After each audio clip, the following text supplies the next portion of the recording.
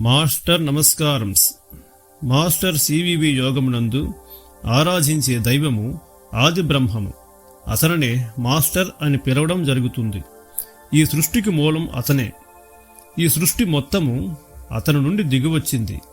ఆది బ్రహ్మము ఈ సృష్టిలోకి పరమాణువుగా దిగివచ్చి పరిణామం చెందే ప్రక్రియను గమనిద్దాం. ఆది బ్రహ్మము పరమాణువుగా సృష్టిలోకి మొదటగా మినరల్ కింగ్డంలోకి దిగిరావడం జరిగింది. ఆ పరమాణు చైతన్యం మినరల్ కింగ్డమ్ నుండి ప్లాంట్ కింగ్డంలోకి పరిణామం చెందడం జరిగింది. తరువాతను యానిమల్ కింగ్డంలోకి పరిణామం చెందడం జరిగింది. యానిమల్ కింగ్డంలో యానిమల్స్ ఉన్నతంగా పరిణామం చెంది మానవ రూపాన్ని పొందడం జరిగింది. ఆ పరమాణువు ద్వారా తల్లి గర్భంలో శరీరం తయారవడం పూర్తయిన తరువాత ఆ పరమాణువు కుండలినిగా మూలాధారంలో ఉండడం జరుగుతుంది. ఎంటీఏ రూపం కూడా మానవ రూపమే. ఎంటీఏ అను అక్షరములలో మానవ రూపం దాగి ఉంది. మానవుని తరువాత పరిణామం ఋషి స్థితిని, దేవతా స్థితిని పొంది ఆ తరువాత ఆది బ్రహ్మ స్థితిని చేరుకోవడం జరుగుతుంది. ఆది బ్రహ్మలో ఐక్యం అవడమా లేదా ఆది బ్రహ్మ స్థితిని పొందడమా? దీనిని అందరూ గమనించాలి.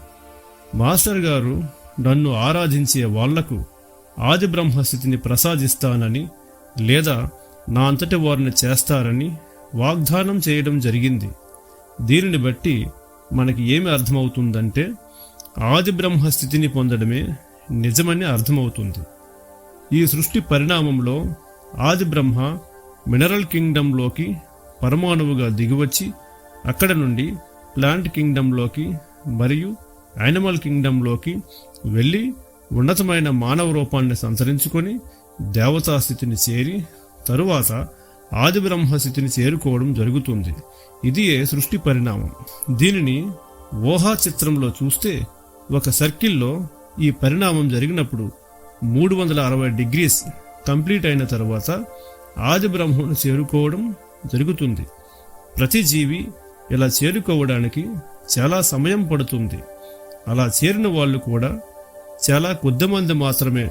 అందువలన మాస్టర్ గారు న్యూ డైరెక్ట్ లైన్ను ఏర్పాటు చేసి యోగములో వేగమును పెంచారు.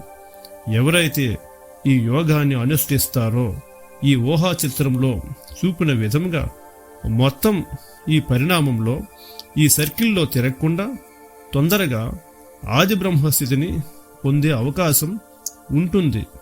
ఈ న్యూ డైరెక్ట్ లైన్ ప్రణాళిక ఈ భూమిపై మాస్టర్ సివివి గారి ద్వారా ప్రారంభం జరిగింది. ఆది బ్రహ్మమునకు మాస్టర్ గారే మొదటి మీడియం. మాస్టర్ గారు ఎన్నో పరిశోధనలు, ప్రయోగాలు చేసి ఈ భూమిపై ఈ యోగాన్ని స్థిరపరిచారు. మాస్టర్ సివివి గారు ఆది బ్రహ్మస్థితిని పొందారు. ఈ యోగమునకు భృక్త రహిత తారక రాజయోగమని పేరు పెట్టారు. ఈ యోగం అర్థం అవ్వాలంటే మహాత్మా లెటర్స్ మరియు మాస్టర్ గారి డైరీని అధ్యయనం చేయాలి. అప్పుడు మాత్రమే ఈ యోగము యొక్క పూర్వపరాలు తెలియడం జరుగుతుంది. ఇప్పుడు ఈ యోగములో ఆది బ్రహ్మను ఏ విధముగా ఆరాధన చేయాలో తెలుసుకుందాం. ముందుగా దైవము యొక్క ప్రధాన గుణాలను తెలుసుకుందాం.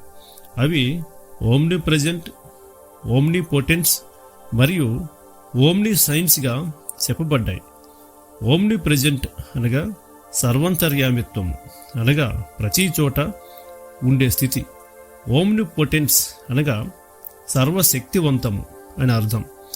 ఓమ్ని సైన్స్ అనగా సర్వజ్ఞత్వము అని అర్థం. ఏ దైవమునైతే ఆరాధిస్తున్నామో ఆ దైవాన్ని ఈ విశ్వమునందు అంతటి యందు దర్శించాలి మరియు సేవించాలి. అలా ఆరాధన చేయకపోతే అది ఉన్నతమైన ఆరాధన కాదు. ఉన్నతమైన దృష్టి అనగా ఒక వస్తువును చూసినప్పుడు ఆ వస్తువులో ఉన్నతంగా ఏముందో, ఆ వస్తువుకు మూలం ఏదో దానిని దర్శించటమే ఉన్నతమైన దృష్టిని కలిగి ఉండడం. అంతకు మించిన దృష్టి మరి లేదు. ఆది బ్రహ్మమే ఈ సృష్టిలోకి పరమాణువులుగా దిగివచ్చి ఈ సృష్టిని అలడం జరుగుతుంది. కాబట్టి ఈ సృష్టి అంతటిలోనూ ఓమ్ని ప్రెజెంట్గా అనగా అంతర్యామిత్వముగా ఆది బ్రహ్మమే ఉన్నది. కాబట్టి ఆది బ్రహ్మమే సర్వంతర్యామిగా అన్నిటి యందు దర్శించాలి. దీనిని దర్శించే మన పెద్దలు దైవం ఒక్కడే అని అనడం జరిగింది. ఇదే ఉన్నత దృష్టి లేదా హయ్యర్ విజన్ను కలిగి ఉండడం అంటారు. సనాతన ధర్మంలో దేవతలను ఆరాధించే విధానం ఉన్నది. రకరకాల దేవతలను ఆరాధించడం జరుగుతుంది. అయితే ఈ యోగ సాధన చేయు వాళ్ళు కొందరు దేవతారాధన చేయరాదని, కొందరు దేవతారాధన చేసుకోవచ్చని 2 వర్గములుగా ఏర్పడడం జరిగింది. ఇందులో ఉన్న తర్కాన్ని మనం ఇక్కడ గమనిద్దాం. ఒక దైవాన్ని ఆరాధన చెయ్యినప్పుడు ఓమ్ని ప్రెజెంట్గా, సర్వంతర్యామిగా అంతటా అతనే ఉన్నాడని దర్శించడం మొదటి ధర్మం. ఉదాహరణకు గణపతిని గాని దుర్గామాతను గాని ఆరాధించేటప్పుడు గణపతిగా దుర్గామాతగా ఆరాధించినచో అందులో ఉన్న ఆది బ్రహ్మను మరచి దేవతను ఆరాధించినట్లు అవుతుంది. మనం ఆరాధించే దైవము ఆది బ్రహ్మం. అందువలన ఆ గణపతిని మరియు దుర్గామాతను ఆది బ్రహ్మంగానే దర్శించవలను. మాస్టర్ సివివి గారు తిరుపతి వెంకటేశ్వర స్వామిని దర్శించుటకు వెళ్ళినప్పుడు ఆ స్వామిని ఆది బ్రహ్మంగానే అనగా తానుగానే దర్శించడం జరిగింది. సర్వమునందు వ్యాపించి ఉన్న ఆది బ్రహ్మను దర్శించుటయే మాస్టర్ యోగంలో ప్రధానమైన ఆరాధన. అలా కాకుండా నామాన్ని రూపాన్ని ఆరాధిస్తే అది ఆది బ్రహ్మ ఆరాధన కానట్లే. ఎందుకంటే మనము నామమునందు రూపమునందు ఇరుక్కుపోయిన వాళ్ళం అవుతాం. దైవము నామరూపాలకు అతీతుడు.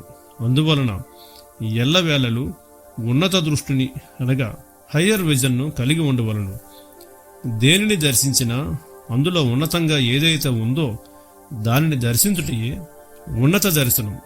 దేవతా స్థితి అనగా మానవులకు ఆది బ్రహ్మమునకు మధ్య ఉండే స్థితి, అనగా మనకన్నా పరిణామంలో ఉన్నతంగా ఉండే స్థితి.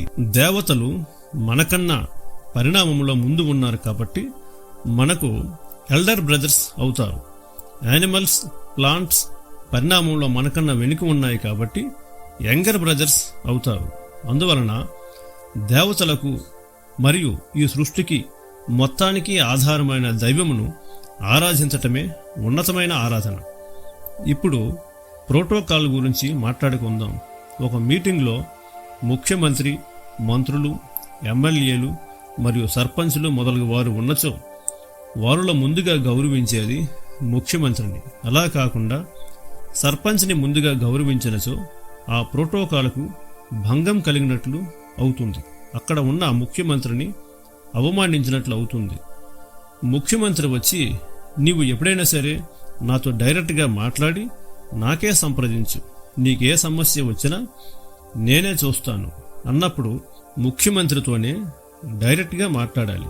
అలా కాకుండా తన సమస్య కొరకు సర్పంచ్ని మళ్ళీ మనం ప్రాధేయపడినచో ముఖ్యమంత్రి మన వైపు చూసి నవ్వి ఊరుకుంటాడు.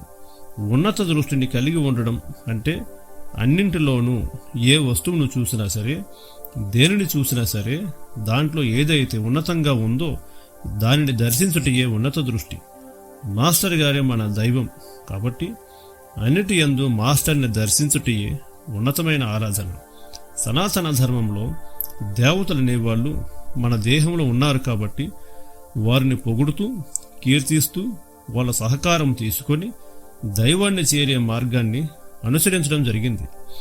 ఇప్పుడు ఆది బ్రహ్మమే జీవులను ఉద్ధరించడానికి న్యూ డైరెక్ట్ లైన్గా సరాసరి సృష్టిలోకి దిగి రావడం జరిగింది. అందువలన ఈ యోగంలో ఏ సమస్య ఉన్నా నాకే నువ్వు డైరెక్ట్గా అడుగు, వాళ్ళకి వీళ్ళకి అడక్కు అని చెప్పడంలో రహస్యం ఇదియే. ఈ యోగములో దైవముకి భక్తుడికి సంబంధం తండ్రి కొడుకుల సంబంధం వంటిది. ఆది బ్రహ్మం అనగా మన తండ్రియే కదా.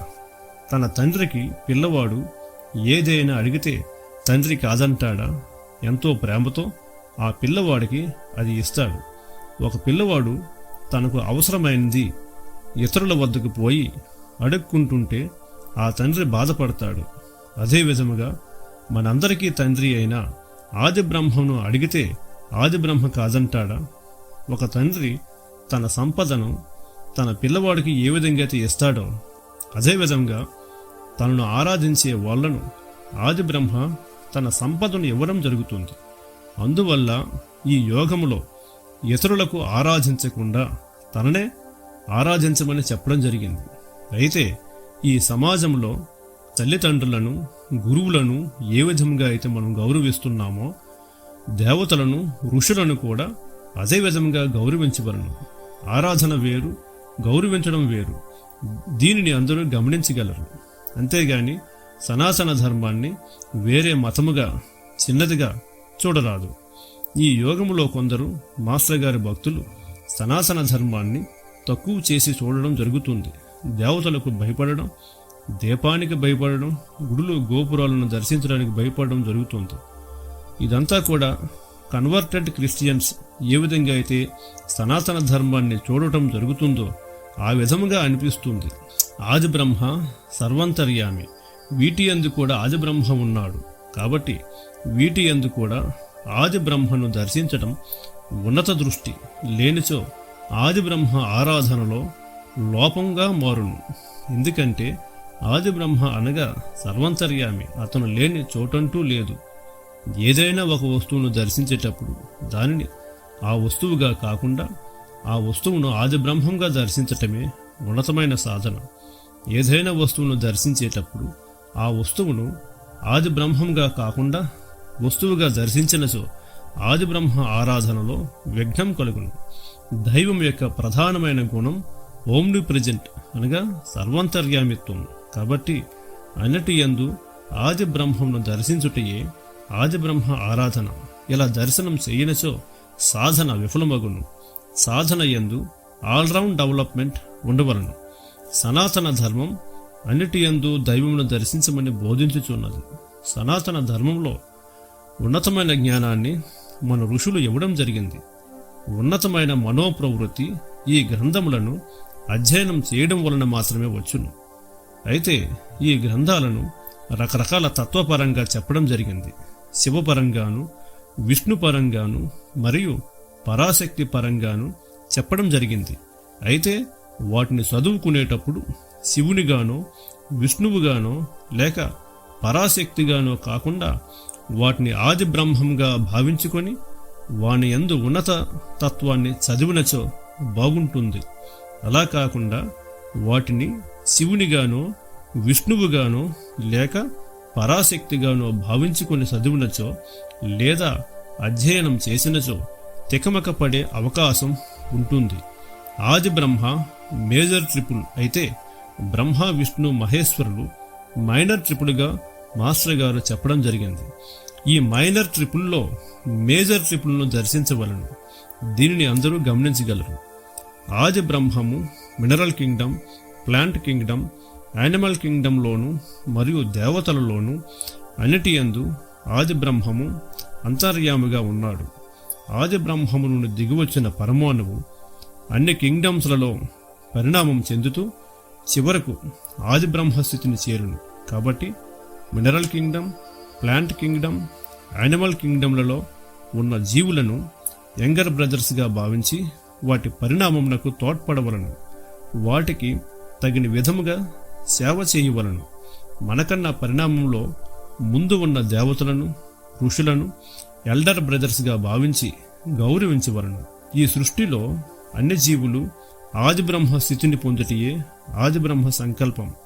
అతని సంకల్పానికి తోడ్పడుతూ సాధన చేయటమే నిజమైన సాధన. తనకు తాను మాస్టర్ గారికి ఆత్మార్పణ గావించుకొనవలను. తాను చేయు వ్యక్తిగత మరియు పరహిత కర్మలను మాస్టర్ గారికి సమర్పిస్తూ చేయవలను.